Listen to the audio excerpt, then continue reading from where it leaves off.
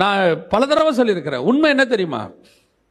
உன்னை உண்மையா நேசிக்கிற ஒருத்தன் இந்த மாய்மாலமான வார்த்தைகளை உங்ககிட்ட பேசவே மாட்டான்.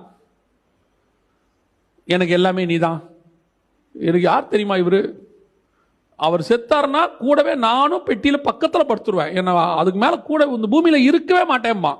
ஆனா பெட்டியில அனுப்புறவனே அவனா தான் இருப்பான். அனுப்பி ஆணியை அடிச்சுதான் வீட்டுக்கே போவான். நம்ம யாரை நம்புவோம் தெரியுமா? அவனைத்தான் நம்புவோம். நல்லா யோசிச்சு பாருங்க. ஒருத்தன் மலைக்கு மேலே போனால் ஒருத்தன் மாதிரி கீழே உட்காந்துருக்கான். ஒருத்தன் ஆசாரிப்பு கூடறதுக்கு போனால் அவன் உட்காந்துருக்கான். எவனுக்கா தெரியுமா மோசையை உண்மையை நேசிச்சவன் அவன் தான்? யாருக்கா தெரியுமா? இதே ஜனங்க தான் மோசையை புகழ்ந்து பண்ண ஜனங்க. இதே ஜனங்க தான் கையில் கல் எடுத்துச்சு. இதே ஜனங்க தான் அவனை கொலை செய்யணும்னு முயற்சி பண்ணுச்சு. இதே இயேசு கிறிஸ்து கிட்ட அப்பா வாங்கி பூசிச்சு அதே ஜனங்க தான் மலைக்கு மேலே கீழே தள்ளணும்னு முடிவு பண்ணுச்சு.